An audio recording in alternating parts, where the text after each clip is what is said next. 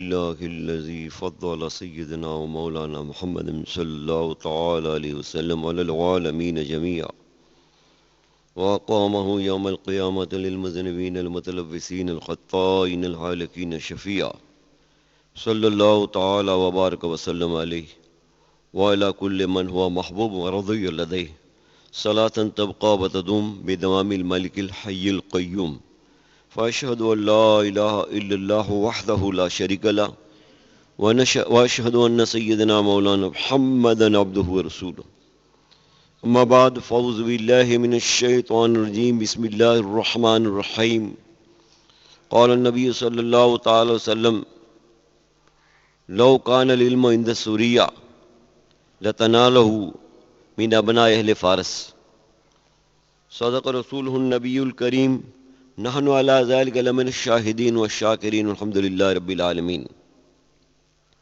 قال الله تعالى في شأن حبيبه إن الله وملائكته يصلون على النبي يا أيها الذين آمنوا صلوا عليه وسلموا تسليما صلى الله على النبي وآله صلى الله عليه وسلم. شافعی، مالک، احمد، امام حنیف. شافعی، مالک، احمد، امام حنیف، چار باغ امامت پہ لاکھوں سلام.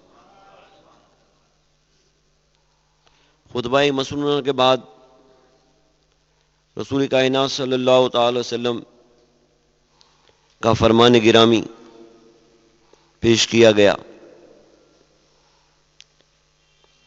سرکار طیبۃ و ثنا نے اپنے ارشاد مبارک میں فرمایا کہ اگر ستارہ سریہ کے پاس بھی علم ہوگا تو اہل فارس کے لوگ اسے وہاں سے بھی لے آئیں گے. یہ طلب علم اور تلاش علم کی طرف اشارہ ہے کہ وہاں کے خوش نصیبوں کو یہ سعادت حاصل ہوگی کہ علم کی سچی لگن اور شوق انہیں اگر ضرور سارے کے پاس بھی چلے جائیں وہاں علم ہے تو وہاں سے بھی اس کو لے. محدثین کرام نے فرمایا ہے کہ اس حدیث پاک میں حضرت امام اعظم ابو حنیفہ رضی اللہ تعالیٰ عنہ کے لیے بشارت ہے کہ اہل فارس میں سے علم کی جو بلندی، علم کو جرفت اور مقام و مرتبہ امام ابو حنیفہ کو حاصل ہوا ہے، تو اس بشارت نبی صلی اللہ علیہ وسلم کے مصداق ابو حنیفہ ہیں. اللہ تبارک و تعالی نے آپ کو بڑی خوبیاں عطا فرمائی. مورخین فرماتے ہیں کہ سن 70 ہجری میں آپ کی پیدائش ہوئی اور آپ بڑے عبادت گزار، طاعت شارات، بڑے متقی، بڑے پرہیزگار تھے. آپ کی ہر ادا عین سنت کے مطابق ہوتی تھی. اللہ تعالیٰ نے آپ کو ایک الگ نوعیت کا علم عطا فرمایا کہ قرآن و حدیث پاک میں غوطہ زنی کر کے باریکیوں کو جاننا، مسائل کا استخراج کرنا، امت کی بھلائی چاہنا،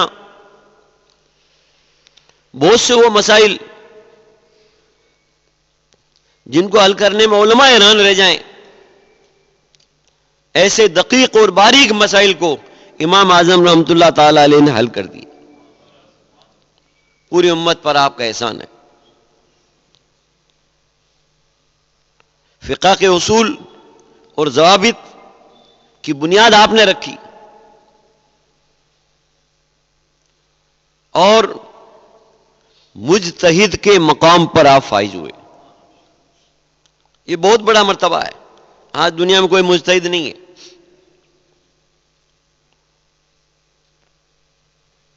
یہ وہ علمی برتری اور بزرگی ہے جو اللہ تعالیٰ نے اپنے بندہ خاص ابو حنیفہ رضی اللہ تعالی عنہ کو عطا فرمائی. اللہ کا شکر ہے کہ ہم اسی امام کے پیروکار ہیں. اور دیگر ائمہ کی بھی ہم ادب و احترام کرتے ہیں، ان کا بھی نام ہم ادب سے لیتے ہیں، ان کے کارناموں کو ہم اچھی نظر سے دیکھتے ہیں، لیکن پیروی جس کی کرتے ہیں وہ امام اعظم ابو حنیفہ ہیں، جن کی تقلید کے ہمارے گردون میں پٹا پڑا ہوا ہے. اس لیے ہم کو مقلدین کہا جاتا ہے، تقلید کرنے والے. اور ہمارا مذہب مذہب حنفی ہے. چاروں مذاہب کو اہل سنت جماعت کہا جاتا ہے، چاہے وہ مذہب حنفی ہو، شافعی ہو، مالکی ہو، احمد بن حنبل کا مذہب ہو. یہ سب اہل سنت جماعت کے نام سے یاد کیے جاتے ہیں. تو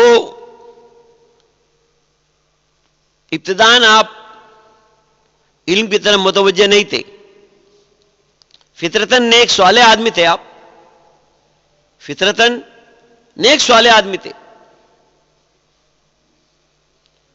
من کان فی بطن امہ سعید فہو سعید، سعید اپنے ماں کے پیڑ سے ہی سعید پیدا ہوتا ہے. تو امام شافعی رحمۃ اللہ علیہ جو بہت بزرگ بھی تھے، کاملین میں شامل تھے، ابو حنیفہ کو دیکھا کہ بازار سے گزر رہے ہیں، ان کا مکان راستے میں تھا. دریافت کیا کہ ابو حنیفہ کدھر جا رہے ہو؟ کہا کہ میں بازار میں کسی کام سے جا رہا ہوں. کہا تو میں سمجھ رہا تھا کسی محدث یا فقیہ کے پاس میں علم حاصل کرنے جا رہے ہو، میں تو یہ سمجھ رہا تھا، کیونکہ میں نے تمہاری پیشانی میں علم کے جوہر دیکھتا ہوں. ابو حنیفہ آپ کی پیشانی چمکتی ہوئی کہہ رہی ہے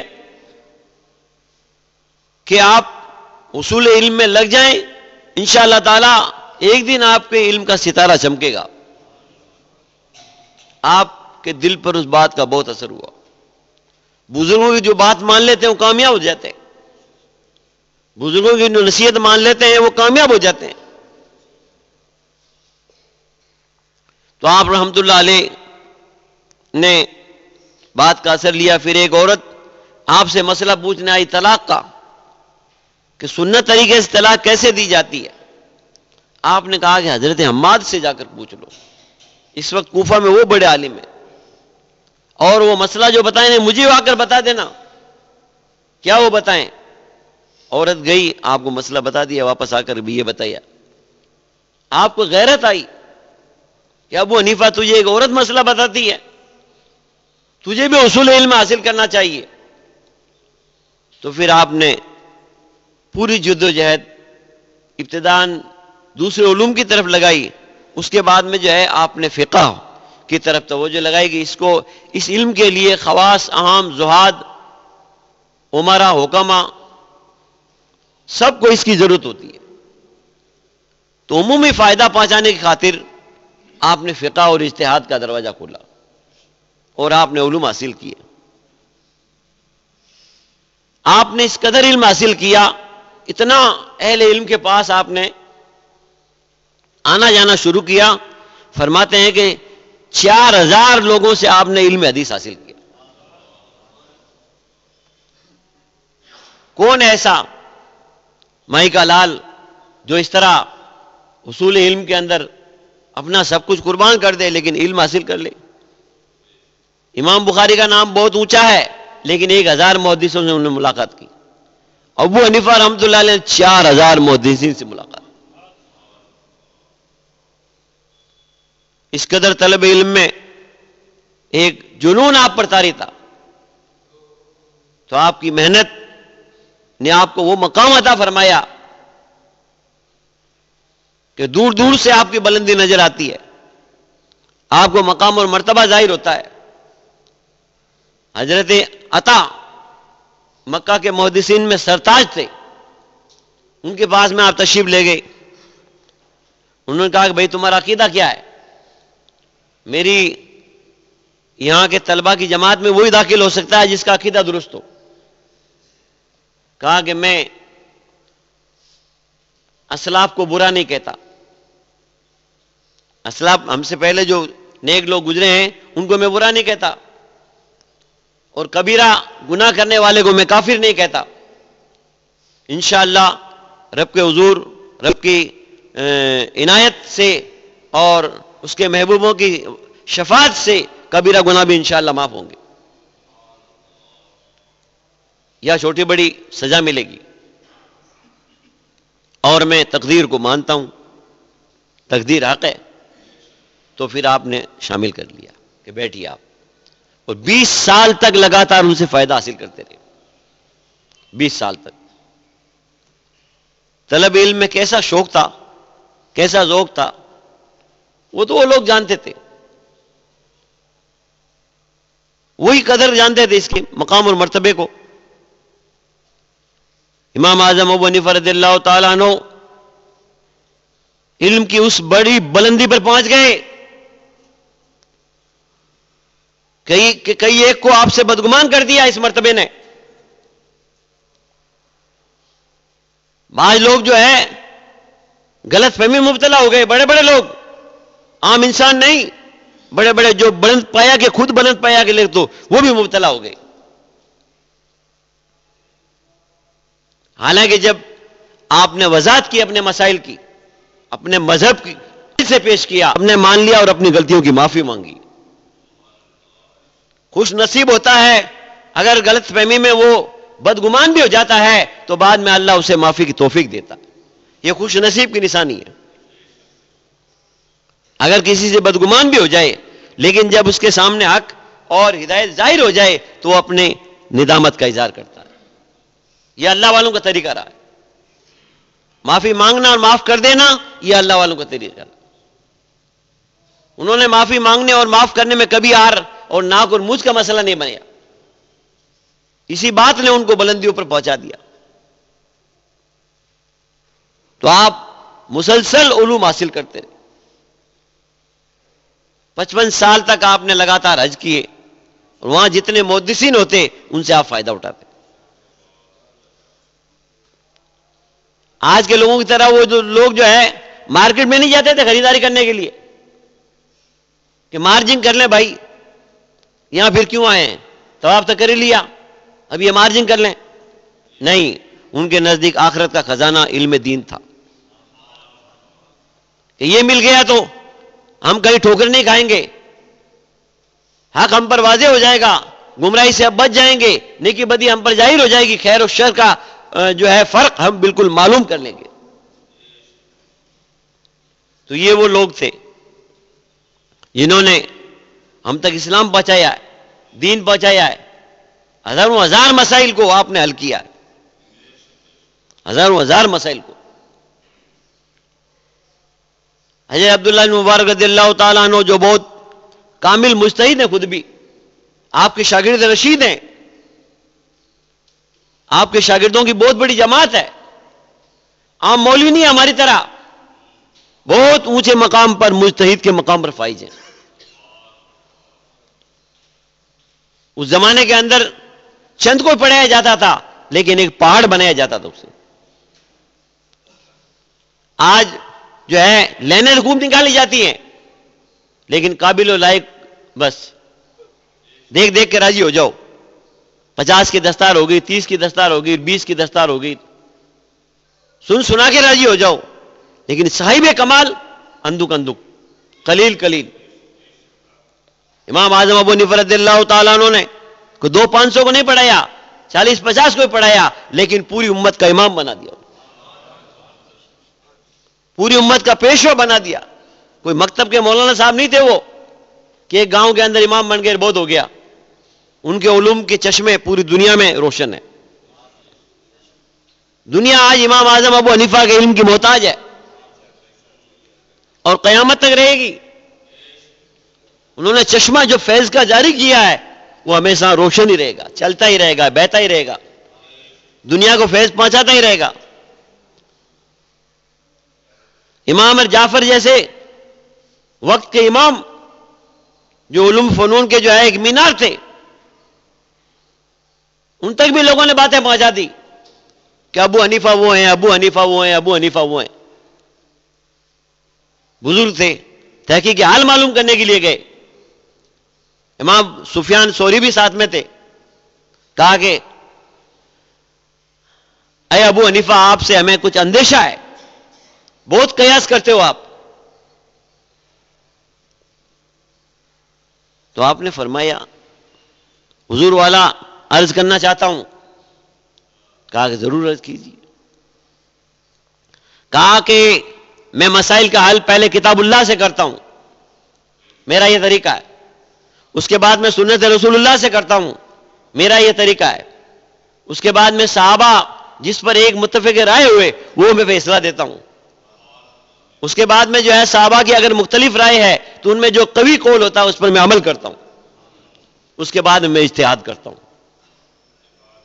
تو امام جعفر صادق رضی اللہ تعالیٰ عنہ، سفیان ثوری وغیرہ دیگر علم کے فاضل و کاملین نے جو ہے اس وقت دست ہائے مبارک کو بوسہ دیا اور کہا کہ فاعف عنا ما مضی، ہم کو آپ معاف کیجیے، ہم سے جو ہو گیا ہو گیا.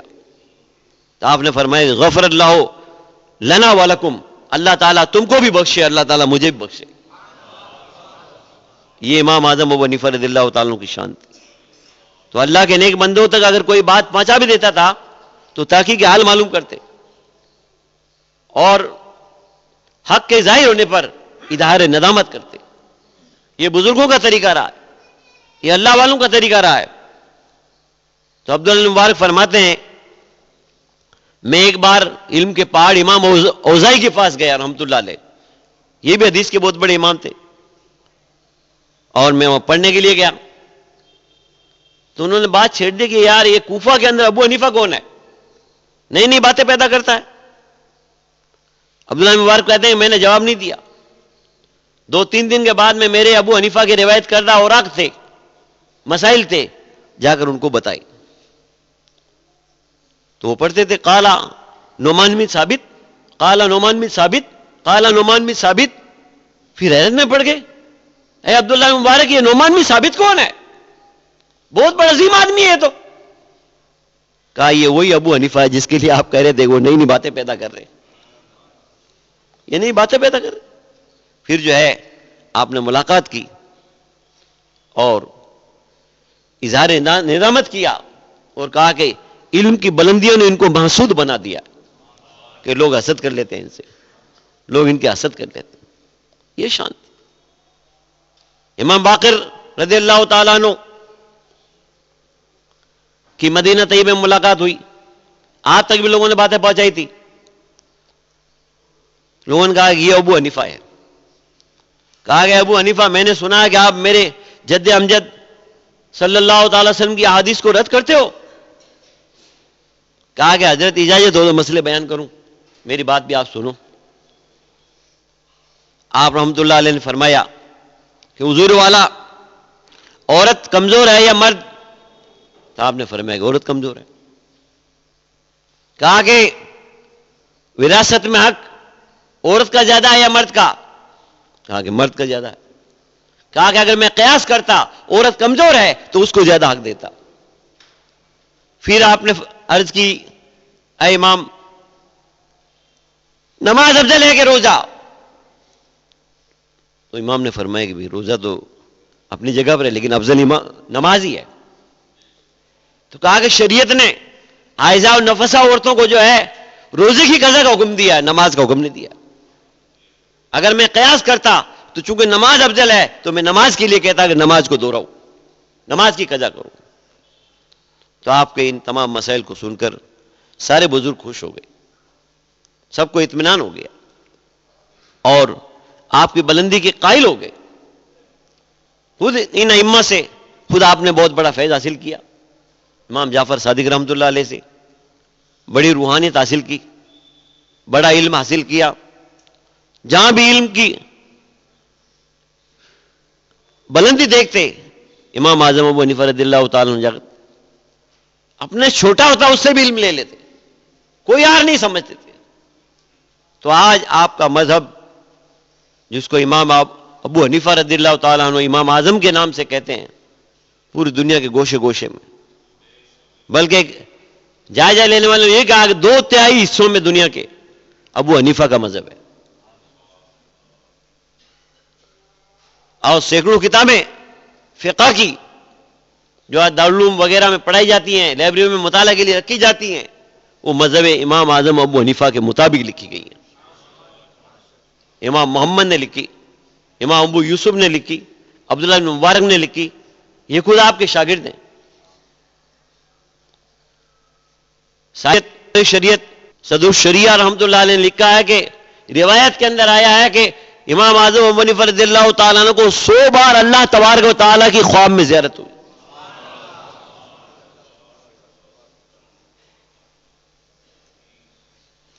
اور آپ نے شان رسالت مآب صلی اللہ تعالی وسلم میں ایک عظیم جو ہے قصیدہ لکھا جس میں مذہب اہل سنت والجماعت کی نمائندگی ہوتی ہے کہ ہم بارگاہ رسالت میں پیار و محبت سے پکارتے ہیں، یا رسول اللہ کہتے ہیں، یا حبیب اللہ کہتے ہیں، یا شفیع المذنبین کہتے ہیں، رحمت للعالمین کہتے ہیں، میلاد میں پکارتے ہیں، مجالس میں پکارتے ہیں، جلسوں میں پکارتے ہیں. تو اس کی بنیاد جو ہے رکھنے والوں میں امام اعظم ابو حنیفہ رضی اللہ عنہ. آپ نے بھی سرکار کی بارگاہ میں توسل کیا، استغاثہ پیش کیا. فرقہ باطلہ غیر مقلدین جو اپنے آپ کو اہل حدیث کہتے ہیں، وہ معاذ اللہ امام اعظم کے مقابلہ آرائی اور ان سے ہمسری کا دعویٰ کرتے ہیں کہ ہمیں امام اعظم سے مذہب اور مسئلہ سیکھنے کیا ضرورت ہے، ہم خود ہی قرآن سے نکال لیں گے، حدیث سے نکال لیں گے.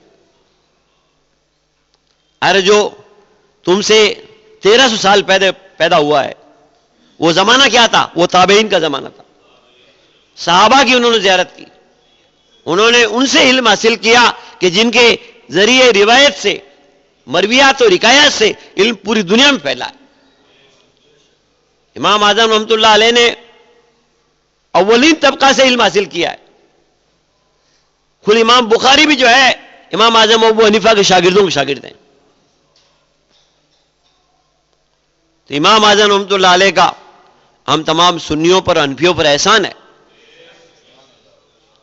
غیر مقلدین فرقہ معاذ اللہ جو ہے 8 رکعت تراویح پڑھتا ہے اور 3 طلاق کو 1 طلاق ہی سمجھتا ہے. یہ کھلی ان کی گمراہی اور بے دینی ہے. اس لیے ان کی مساجد میں اہل سنت والجماعت کا جانا جائز نہیں. اپنی نماز کو بچانا ہے، ادب سے پڑھنا ہے، احترام پڑھنا ہے تو سنی حنفی صحیح العقیدہ کے پیچھے نماز پڑھو. خود حرمین شریفین کے اندر نجدی حکومت سے پہلے 4 مصلے تھے، 4 مصلے، ایک حنفی مصلی، ایک شافعی، ایک مالکی اور احمدی. حنفی اپنے مصلے میں نماز پڑھتے تھے، مالکی اپنے مصلے میں نماز پڑھتے تھے، شافعی اپنے مصلے میں نماز پڑھتے تھے اور احمدی اپنے مصلے میں نماز پڑھتے تھے. لیکن جب یہ نجدی حکومت آئی 1924 کے اندر تو اس نے تمام کو نزدی بنانے کے لیے، وابی بنانے کے لیے ان مصلوں کو ختم کیا. اور ائمہ کرام کے بالخصوص سیدنا امیر المومنین عثمان غنی رضی اللہ تعالیٰ عنہ، ازواج الطاہرات، ان سب کے مزارات طیبہ اور گنبد بڑے بڑے بنے ہوئے تھے. ان سب کو ڈھانا، منہدم کرنا، ان پر ظلم کرنا اور اس طرح جو ہے زیادتی کرنا، یہ نزدی حکومت کے کارناموں میں سے. اور ابھی جو اس وقت شیطان صفت بیٹھا ہوا ہے وہاں کی پوری روحانیت کو تباہ کرنے پر اترا ہوا ہے، وہاں کے پوری اسلامی آثار کو مٹانے پر تلا ہوا ہے.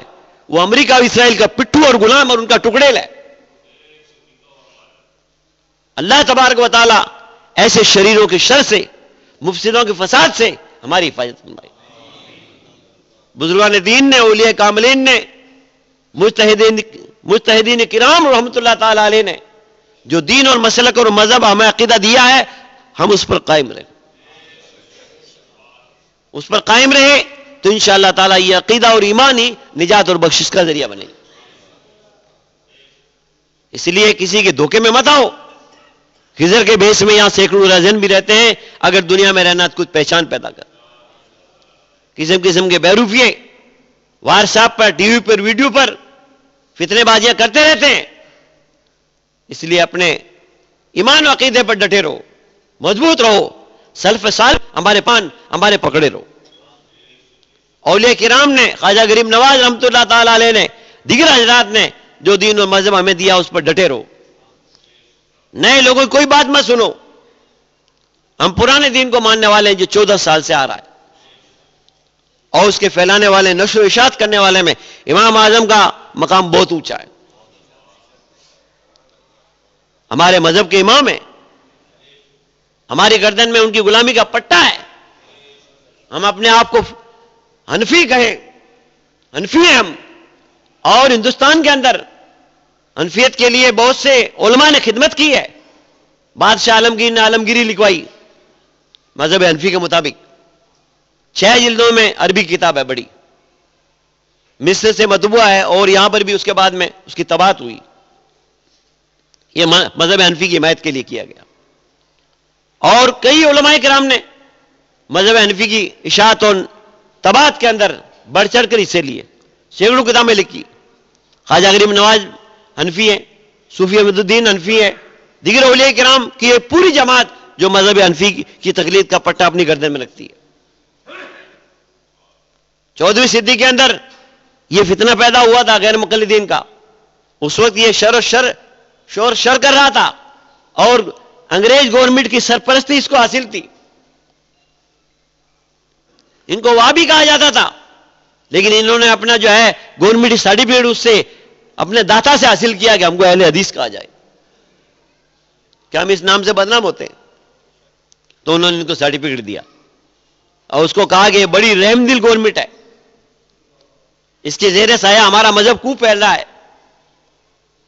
اس شر کے وقت کے اندر مذہب حنفی کی مجاہدانہ سرگرمی کے ساتھ میں اس کو روشن کرنے والی ذات کا نام امام اہل سنت اعلیٰ حضرت رحمۃ اللہ علیہ. 12 جلدوں میں فتاوی رضویہ شریف لکھا ہے. ایک ایک مسئلے پر تحقیق کے دریا بجائیں بادیے. ملک سکون کی شاہی تم کو رضا مسلم، جس سمت آ گئے اس سکے بٹھا دیے. کوئی مائی کا لال فتاوی رضویہ پڑھ کے بتا دے کیا لکھا ہے. اگر کسی کو اپنے علم پر غرور گھمنڈ ہے کہ یہ اعلیٰ کا اتنا نام کیوں لیتے ہیں، تو فتاوی رضویہ جلد اول ہاتھ میں لے کر بتا دو، اس کی اردو ہی پڑھ کے سنا دو، میں 5000 روپے اس کے نام دے دوں گا. عربی فارسی کی بات نہیں ہے، اس کی اردو ہی پڑھا کے سنا دینا جو فتاوی رضویہ کی اردو ہے. اس کی اردو پڑھنا ہر ایک کے بس کی بات نہیں ہے. وہ علم کے دریا بہائے اعلیٰ حضرت نے، اور مذہب حنفی کی تائید و حمایت کے اندر آپ نے پوری راتیں قربان کر دی. یوں ہی ہمیں مذہب حنفی نہیں ملا ہے، اس بے لوث مجاہد کی قربانیاں ہیں. رات کو رات نہیں دیکھا، دن کو دن نہیں دیکھا. کبھی نماز جنازہ کے متعلق لکھتے ہیں، کبھی خلف القراءت کے مطابق لکھتے ہیں، کبھی رفع یدین کے مطابق لکھتے ہیں. جو ہے کتنے مسائل پر ان کے رسائل اور فتاوا اور ان کی کتابیں موجود ہیں جو مذہب حنفی کی تائید کے اندر لکھی گئی ہیں. اس ذات کا نام احمد رضا ہے. اور انہوں نے کہا کہ احمد رضا کی زندگی کے 3 کام ہیں.